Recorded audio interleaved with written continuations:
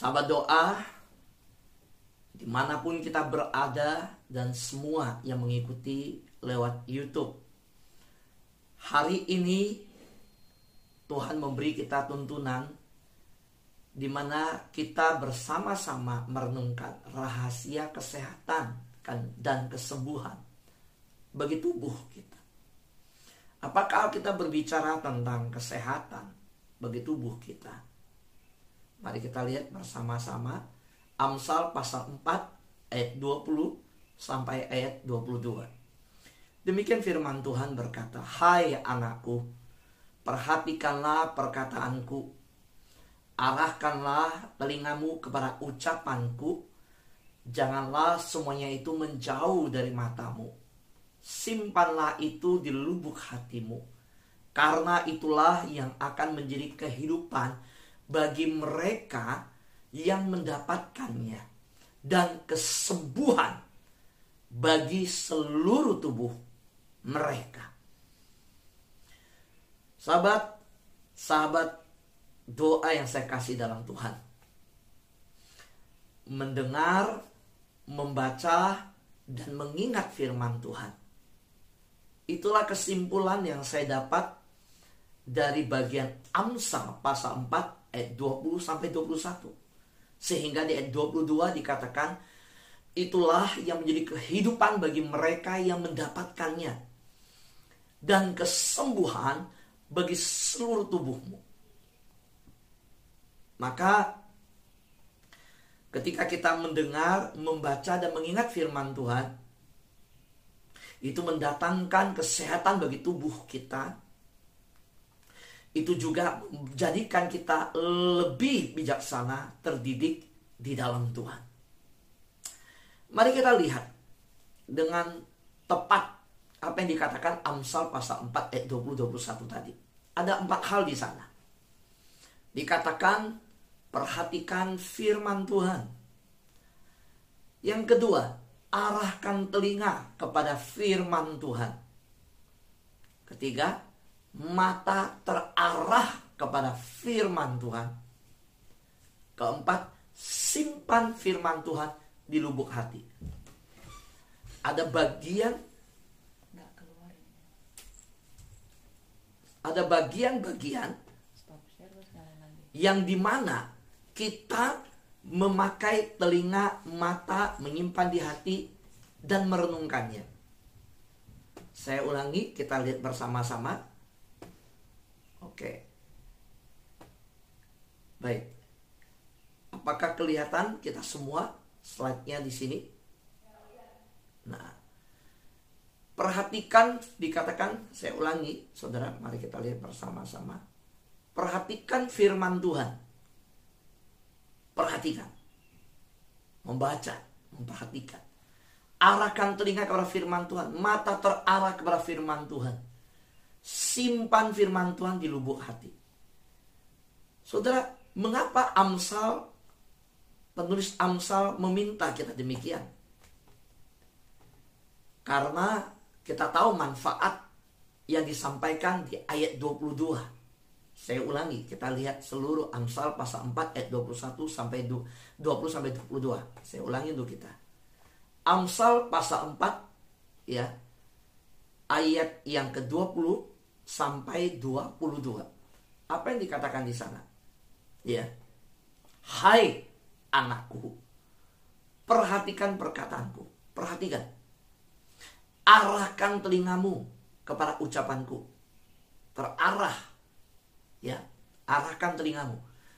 Janganlah semua itu menjauh dari matamu. Berarti mata memperhatikan. Simpan itu di lubuk hatimu. Saudara, 4 hal. Membaca, merenungkan, ya, mengingat, menghafal. Perkataanku, ucapanku, ya, matamu tertuju kepada di sana, lubuk hatimu tertuju pada perkataan ucapan itu. Ini semua berbicara tentang firman Tuhan. Dan ayat 22 berkata, kalau kita memperhatikan, kita mengarahkan telinga, kita menjauh, mengarahkan mata melihat, kita simpan di lubuk hati, itu akan menjadi kehidupan bagi mereka yang mendapatkannya, dan kesembuhan bagi seluruh tubuh mereka. Nah, mari kita lihat apa yang dimaksud oleh Amsal dengan 4 hal yang diminta untuk dilakukan. Memperhatikan, mengarahkan telinga, mata terarah kepada firman Tuhan, simpan di lubuk hati. Karena di ayat 22 kita menemukan sebuah manfaat. Saya ngambil beberapa terjemahan yang mengungkapkan tentang ayat 22. Kalau tadi kita melihat terjemahan yang baru, dikatakan bahwa itulah menjadi kehidupan bagimu dan kesembuhan. Kalau kita lihat terjemahan yang lain, dikatakan karena nasihatku mendatangkan hidup sejati bagimu dan kesehatan yang baik. Saudara, saya percaya bahwa ketika Roh Kudus, pimpinan dari Tuhan, mewahyukan firman Tuhan kepada penulis Amsal, menuliskan Amsal ini, yaitu Salomo, pengkhotbah itu sendiri, maka Tuhan menghendaki umatnya hidup di dalam kehidupan yang sejati. Dan bahkan seperti Rasul Paulus yang setiap kali menutup suratnya berkata, biarlah tubuh roh jiwamu terpeliharakan dengan sempurna.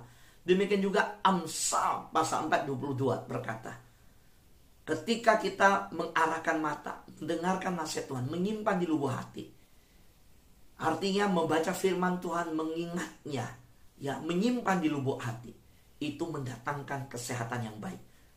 Firman Tuhan mengatakan demikian. Yang kedua, dikatakan orang yang memahami firman Tuhan akan hidup dan menjadi sehat. Yang ketiga, kata-kata itu adalah rahasia hidup. Mengapa Amsal meminta kita merenungkan, mengarahkan mata, mengarahkan telinga, memberi perhatian pada firman Tuhan? Karena firman itu adalah rahasia hidup dan kesehatan bagi semua yang menemukannya.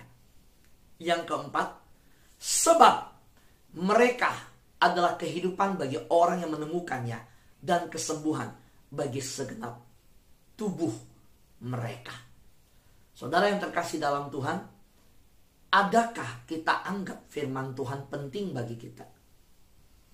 Saudara, adakah kita mengarahkan diri pada firman Tuhan? Saya bersyukur setiap pagi sahabat doa sudah memulai hari dengan berdoa, memuji Tuhan, tertanam dalam firman Tuhan. Saudara, saya berdoa bahwa kita tidak kehilangan gairah terhadap firman Tuhan. Kita selalu haus, lapar akan firman Tuhan. Karena ketika kita mendengarkan firman Tuhan, ya, firman berbicara kadang menegur, menasehati, mengkoreksi kita, ya, membimbing kita, menuntun kita, apapun yang Tuhan sampaikan melalui firman-Nya untuk kita. Bagian kita adalah memperhatikan baik-baik, mengarahkan telinga kita, ya. Jangan lihat siapapun, saudara. Saya sebagai hamba Tuhan yang mengkhotbahkan firman Tuhan, pada saat hamba Tuhan lain dalam melayani, waktu saya bersama keluarga ada di luar kota dalam libur, kami ke gereja, siapapun hamba Tuhan hari itu berkhotbah, saya dengar baik-baik, saya dengarkan, saya doa sama Tuhan. Tuhan, apa yang Tuhan akan bicara sama saya melalui firman Tuhan ini? Saudara, Tuhan sangat melawan kesombongan. Tuhan gak seneng orang sombong. Jangan berpikir, oh saya dosen sekolah Alkitab kok, oh saya sudah mahir kuasai Alkitab, saya sudah tahu firman Tuhan. Allah, yang dikhotbahkan saya udah tahu semua, saya gak butuh. Enggak, saudara. Atau saudara berkata bahwa oh saya sudah levelnya udah pendeta, yang khotbah cuma seorang penginjil, wah saya udah tahu, wah bisa. Atau seorang mahasiswa praktek yang mengkhotbahkan firman Tuhan. So siapapun yang Tuhan pakai memberitakan firman Tuhan, kita percaya Tuhan memakai mereka, dan Tuhan sanggup memakai firman Tuhan untuk menasehati, menegur, mengkoreksi, memimpin, membuat kita mendapatkan pesan dari Tuhan dengan sungguh-sungguh. Amin, saudara yang di YouTube, amin. Ketik kata amin, amin. Iya, saudaraku yang terkasih dalam Tuhan, bagaimana sikap orang yang menerima firman Tuhan? Saudara, ketika kita mengambil sikap memprioritaskan firman Tuhan dan menganggap itu begitu penting untuk diri kita, maka saya percaya orang yang demikian yang mengalami pemulihan dalam hidupnya. Amsal pasal 22, kembali kita lihat ke Amsal ya, ayat 17 sampai 18 berkata begini. Pasanglah telingamu dan dengarkanlah amsal-amsal orang bijak. Berilah perhatian kepada pengetahuanku. Karena menyimpannya dalam hati akan menyenangkan bagimu, bila semuanya itu tersedia pada bibirmu. Saudara, menyimpan dalam hati apa yang diajarkan dalam firman Tuhan. Amsal ya, ada 31 pasal. Billy Graham membaca Amsal setiap hari 1 pasal. Membaca Mazmur setiap hari 5 pasal. Kenapa Billy Graham membaca Mazmur 5 pasal, Amsal 1 pasal? Karena Mazmur ada 150 pasal. Kalau sehari 5 pasal, sebulan ada 30 hari, kita ambil rata-rata 30 hari ya. Maka 5 kali 30 150. Maka dalam sebulan setiap hari baca 5 pasal Mazmur, itu selesai Mazmur dibaca. Dan bulan depan diulangi lagi dibaca. Amsal ada 30. Saudara, ketika baca Amsal 1 hari 1 pasal, maka 1 bulan selesai. Nah, mengapa Billy Graham membaca Mazmur dan Amsal setiap bulan? Padahal udah selesai baca. Mazmur, Billy Graham berkata, Mazmur mengajar dia, membimbing dia untuk membangun hubungan dengan Tuhan. Amsal mengajar dia untuk membangun hubungan dengan sesama. Jadi Mazmur membawa dia untuk membangun hubungan yang vertikal. Amsal membangun hubungan yang horizontal. Maka kita tahu Billy Graham adalah seorang hamba Tuhan yang diterima oleh seluruh kalangan gereja. Saudaraku yang terkasih dalam Tuhan, saudara bisa praktekkan. Ya, saudara bisa praktekkan mulai hari ini. Ya, saudara bisa praktekkan mulai bulan depan tanggal 1. Amsal 1 pasal. Mungkin pagi hari lebih baik waktu 5 pasal Mazmur. Ya, setelah itu 1 pasal di Amsal. Saudara yang terkasih dalam Tuhan, firman Tuhan berkata jelas, karena menyimpannya dalam hati akan menyenangkan bagimu. Bukankah Alkitab berkata bahwa hati yang gembira adalah obat. Hati yang senang adalah obat yang manjur. Pertanyaannya, apakah kita menyimpan obat itu? Apakah hati yang senang itu tersimpan di diri kita? Dan sudah tahu bahwa hati yang senang itu datang dari menyimpan firman Tuhan. Saudara yang terkasih dalam Tuhan, maukah kita melakukan dan menganggap penting? Apakah kita memprioritaskan firman Tuhan dalam hidup kita? Saudara, saya percaya bahwa orang akan ingat apa yang penting dan ingat apa yang disukai.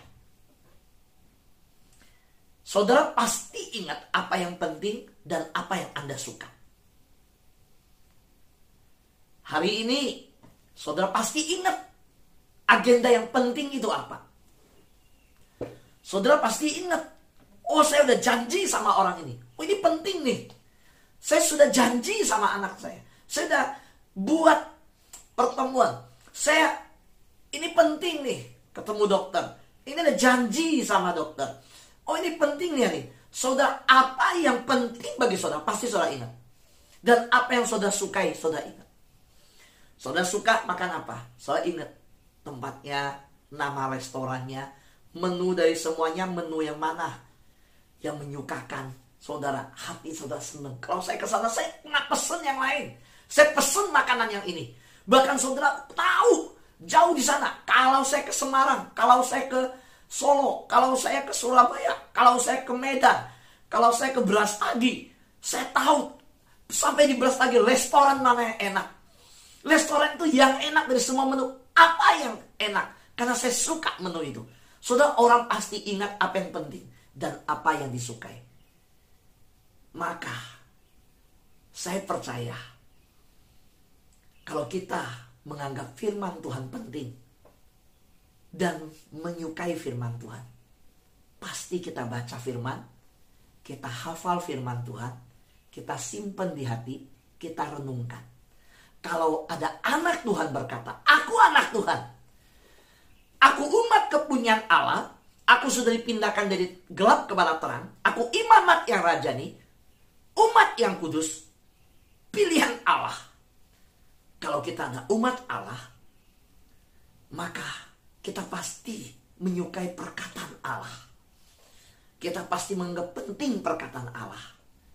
Tapi kalau sampai ada anak Tuhan tidak menganggap penting firman Tuhan, tidak menyukai firman Tuhan, maka itu sebuah refleksi yang kita pagi ini mau koreksi kembali. Saudara yang terkasih dalam Tuhan, apakah firman Tuhan penting bagi saudara? Mari pagi ini kita bertanya, apakah saya suka baca firman Tuhan? Apakah saya suka dengar firman Tuhan? Apakah saya suka renungkan firman Tuhan? Saudara, kalau orang akan ingat apa yang penting dan ingat apa yang disukai, dan saya percaya saudara pasti ingat apa yang penting dan apa yang Anda sukai. Pertanyaan saya pagi ini, apakah firman Tuhan penting bagi Anda? Apakah saudara suka baca firman Tuhan? Karena apa yang penting, apa yang Anda suka, pasti Anda akan ingat itu. Anda akan lakukan berulang-ulang. Saudara akan merenungkannya dan haus. Saudara, banyak yang bertanya, Pak Fu, apakah nggak capek siapkan firman Tuhan? Itu lebih banyak. Nomor satu pertanyaan itu yang soal capek. Yang kedua, apa nggak bosan? Saya nggak tahu kenapa. Saya bilang enggak. Saya nggak bosan. Saya nggak capek. Karena saya suka, saudara. Karena bagi saya penting, saudara. Saudara, bukti bahwa firman Tuhan penting bagi kita ketika kita memiliki hasrat akan firman Tuhan. Tidak selesai di pagi hari saya sampaikan. Dalam perjalanan sepanjang hari, saya berwaspada dengan setiap kejadian. Saya minta kepekaan dari Tuhan. Hal apa yang ketika itu terjadi, sebenarnya apa yang saya khotbahkan, Tuhan mau saya praktekkan. Saya lakukan. Karena firman tanpa melakukan, itu berarti kita menipu diri sendiri.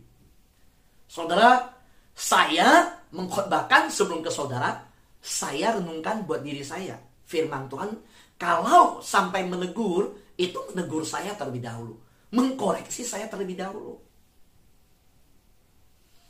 Jadi, bagi saya, jauh tuntutan yang saya terima.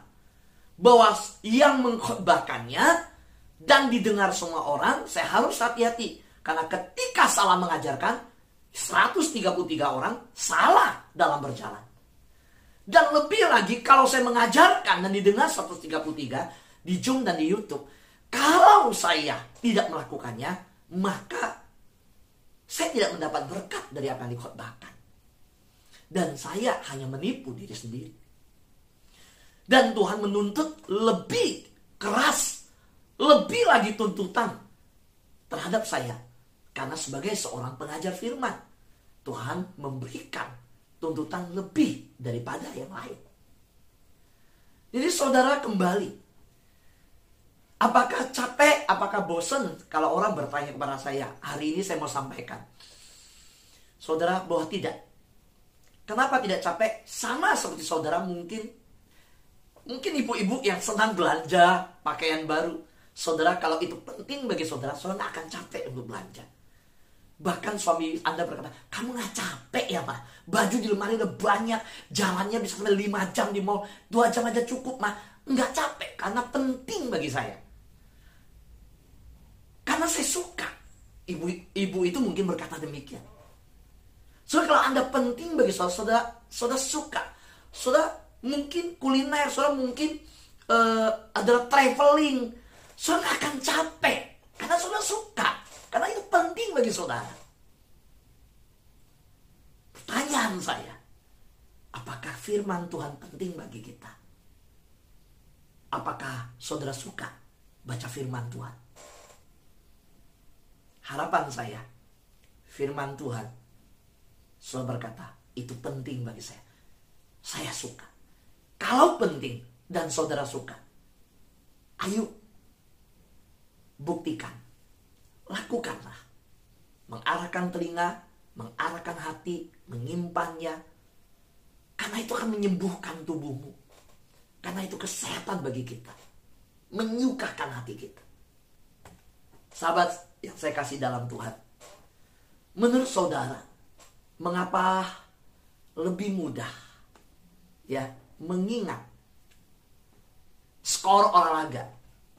Saya pakai kata skor olahraga. Gini, saya salut dengan orang yang klasemen Liga Inggris. Saya ketemu teman, saya kaget, dia bisa hafal loh. Siapa tanding lawan siapa, tahun lalu ini tanding sama ini, kalah, skornya berapa. Dia bisa ingat. Dia bisa tahu klasemen Eropa. Dia bisa tahu pertandingan sepak bola Piala Dunia 4 tahun sekali. Lalu di grup A, grup B, grup C, grup D, itu siapa? Ada namanya grup neraka, namanya grup yang panas banget, dia tahu. Saudara, nama-nama atlet tahu. Bahkan saya lihat anak-anak muda sekarang, nama-nama artis Korea, mereka hafal, mereka tahu, bukan hanya nama.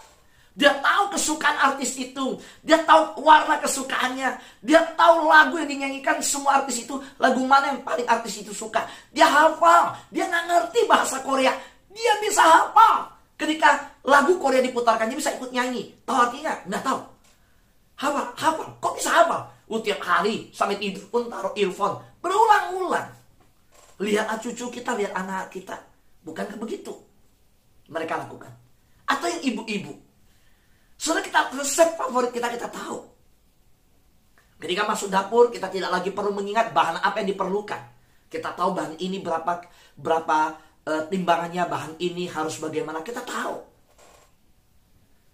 Tetapi saudara, fakta tersebut ternyata ada banyak anak Tuhan mengingat skor olahraga, nama atlet, nama artis, resep favorit daripada mengingat firman Tuhan.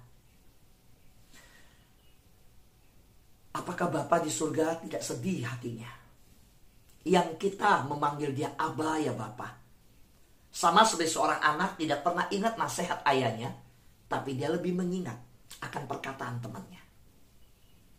Sama seperti seorang anak lebih mengingat perkataan teman-teman di luar, dan bahkan lebih percaya dibanding percaya kata Bapa yang di surga. Bahkan tidak tahu apa kata Bapa di surga. Saudara, Alkitab telah diberikan kepada kita. Firman Tuhan telah diberikan, tertulis. Setiap hari kita bisa baca. Bahkan dengan perkembangan teknologi, ada audio kita bisa dengar. Bahkan kita dengan perkembangan sekarang, kita bersama-sama. Saya bersyukur. Saya sangat bangga dengan sahabat doa. Saya bangga dengan diri saudara. Karena bagi saya, saudara lebih berat untuk bergumul dalam bangun mendengarkan firman Tuhan. Saudara melawan ngantuk. Saudara melawan banyak hal untuk konsentrasi mendengarkan. Saya sangat menghargai saudara yang pagi-pagi bangun mendengarkan firman Tuhan. Dan itu yang menghibur saya ketika saya menyiapkan firman Tuhan. Pada saat saya menyiapkan firman Tuhan, pada saat belum mendapatkan sesuatu, pada saat berdoa belum mendapatkan sesuatu, apa yang harus disampaikan firman Tuhan. Setiap kali ingat saudara, saya dikuatkan. Tuhan, saya gak boleh sia-siakan. Tuhan telah datangkan begitu banyak anak Tuhan untuk haus firman Tuhan. Tuhan tolong. Sama seperti hari ini. Saya tidak tahu bahwa ternyata Tuhan menuntun saya harus menyampaikan tentang kesehatan tubuh. Ternyata kemarin saya baru ingat. Memang kemarin bicara tentang kesehatan. Saudara, cara Tuhan menuntun sampai bertemu dengan firman Tuhan demikian. Kadang saya terkagum-kagum dengan Tuhan. Kok bisa ya Tuhan ya? Seminggu lalu saya tidak pernah tahu akan firman ini yang Tuhan mau ajarkan ke saya. Tapi ketika saya mengikuti webinar kesehatan jasmani, ternyata Tuhan membukakan rahasia. Tuhan berkata, ada loh ini kesehatan tubuh di firman Tuhan. Tapi anak-anakku mau gak simpan firman Tuhan di hati? Mau gak melakukannya? Mau gak mendengar? Saudara, pandangan yang benar tentang Tuhan pasti mempengaruhi keinginan kita untuk mempelajari dan mengingat firman Tuhan. Masalahnya, adakah kita punya pandangan yang benar tentang Tuhan? Kalau kita memiliki pandangan yang benar tentang Tuhan, bahwa Tuhan akan menguji hati, Tuhan minta kita mempertanggungjawabkan semuanya. Tuhan akan bertanya, pengenalan kita akan Tuhan semua. Waktu bertemu dengan Tuhan di surga, seluruh kehidupan kita akan terbuka, tidak ada yang tersembunyi. Tuhan tahu Alkitab yang engkau punya. Tuhan tahu berapa Alkitab yang engkau punya di rumah. Tuhan tahu kita memulai membuka firman Tuhan atau WhatsApp dulu ketika bangun pagi. Tuhan tahu kita menutup hari berdoa, mencari Tuhan, atau menonton YouTube dulu. Tuhan tahu yang di YouTube tonton ada pilihan. Soal nonton yang firman Tuhan, nonton yang rohani, atau yang dunia. Itu pun pilihan. Tuhan tahu semua. Saudara, pandangan kita tentang siapa Tuhan, kalau kita pandang yang tepat tentang Tuhan, itu pasti mempengaruhi kita di dalam mendekat kepada Tuhan. Sahabat-sahabat doa yang terkasih dalam Tuhan, sama, pandangan kita yang salah tentang seseorang membuat kita juga tidak mungkin memiliki keinginan untuk mendengarkan seseorang. Pandangan kita yang salah tentang orang tua kita akan menjadikan nasihat orang tua sebagai musuh kita. Apa yang orang tua arahkan kita anggap itu justru menjebak kita. Mungkin apa yang dinasihatkan orang tua kita menganggap, kan papa mama gak pernah sayang saya kok. Nasihat papa mama selalu gak pernah menyenangkan. Sekalipun itu nasihat yang mengasihi. Karena apa? Pandangan yang keliru. Tetapi sebaliknya, kalau memang pandangan, persepsi kita, cara kita memandang tepat terhadap orang tua kita, kalau memang tepat, kenapa gak ngikutin nasihat orang tua? Jadi semua itu seiring berjalan. Saudaraku yang terkasih dalam Tuhan, itu seperti mata uang. Cara memandang Tuhan yang tepat akan menghasilkan sikap yang tepat. Sahabat doa, jika saudara tidak memiliki hasrat untuk mempelajari firman Tuhan, mintalah Tuhan untuk menumbuhkan cinta yang lebih dalam untuk Tuhan dan firman Tuhan. Hanya itu yang ingin saya sampaikan lebih dalam. Bahwa berdoalah sama Tuhan. Kalau kita mendengar firman Tuhan hari ini dan kita merasakan saya gak punya hasrat mempelajari firman Tuhan, minta sama Tuhan untuk menumbuhkan cinta itu lebih dalam untuk Tuhan dan untuk firman Tuhan. Saudara, selesai seluruh persiapan yang ada firman Tuhan, sebelum tidur Tuhan ingatkan 2 ayat ini. Jadi saya tambahkan 2 ayat ini. Tidak keburu untuk membuat lagi dengan gambar, tapi hati saya sangat didorong untuk membacakan ayat ini bagi saudara. Wahyu pasal 22 ayat 2 berkata, di tengah-tengah jalan kota itu, yaitu di seberang menyeberang sungai itu, ada pohon-pohon kehidupan yang berbuah 12 kali, tiap-tiap bulan 1 kali. Dan daun pohon-pohon itu dipakai untuk menyembuhkan bangsa-bangsa. Saudara masih ingat pohon kehidupan? Saudara, di Yeskiel pasal 47. Kalau tadi Wahyu di perjanjian baru, ini Yeskiel pasal 47 ayat 12. Di perjanjian lama berkata, pada kedua tepi sungai itu tumbuh bermacam-macam pohon buah-buahan, yang daunnya tidak layu dan buahnya tidak habis-habis. Tiap bulan ada lagi buahnya yang baru. Sebab pohon-pohon itu mendapat air dari tempat kudus itu. Buahnya menjadi makanan dan daunnya menjadi obat. Saudara, mari kita lihat kebenaran ini berbicara apa. Saudara, saya merasa tidak perlu menambahkan 2 ayat ini, tapi saya terbangun, saya harus masukkan 2 ayat ini ketika bicara tentang Tuhan mau memberkati saudara dalam kesehatan saudara. Dan Wahyu pasal 22 ayat 2 berkata, daun pohon-pohon itu dipakai untuk menyembuhkan bangsa-bangsa. Buahnya menjadi makanan dan daunnya menjadi obat. Saudara, saya terus berdoa mengenai rahasia ayat ini. Tapi saya percaya bahwa saudara dan saya yang tertanam dan terkoneksi dengan Tuhan, di mana Yesus adalah pokok anggur, saudara dan saya adalah carang-carangnya. Pokok tidak mengeluarkan buah, carang itu yang mengeluarkan buah. Buah hidup saudara itu bisa menyembuhkan orang. Saudara ketika selesai bertemu dengan seseorang, saudara pergi dengan sakit hati, dengan sukacita, atau saudara berpisah dengan bahagia. Saudara coba kita koreksi. Selesai kita bertemu, contoh Pak Paul terus ngobrol. Kita contoh ketemu siapa lagi? Pak Aligo. Tadi Pak Paul mempersembahkan lagu untuk cukup banyak orang ya. Ya. Bertemu dengan Bu Lucia, bertemu dengan Bu siapa lagi? Siapa ya? Maaf saya tidak bisa sebut semua. Saudara, oke, saya setelah selesai ketemu orang ini, selesai ngobrol. Ini anak Tuhan. Ini orang terkoneksi dengan pokok anggur. Buah perkataan, buah hidupnya, buah ya, daunnya, carangnya. Selesai saya duduk bersama, kami makan bersama, kami bertemu pertemuan keluarga atau keluargamu. Selesai apa yang didengar, apa yang diterima, ada yang rasakan. Itu membuat kita waktu berpisah itu bahagia, nikmat, sukacita. Membuat kita lebih dekat dengan Tuhan. Membuat roh kita menyala-nyala. Membuat kita bersemangat mencari Tuhan. Atau membuat kita waktu berpisah, kita menjadi letih, lesu, dan beban berat. Waktu berpisah kita menjadi marah, kecewa, kesel. Atau waktu berpisah hati kita menjadi pahit. Saudara, Tuhan berkata, akulah pokok anggur yang benar, kamulah ranting-rantingnya. Dalam ranting ada buah, ada daun.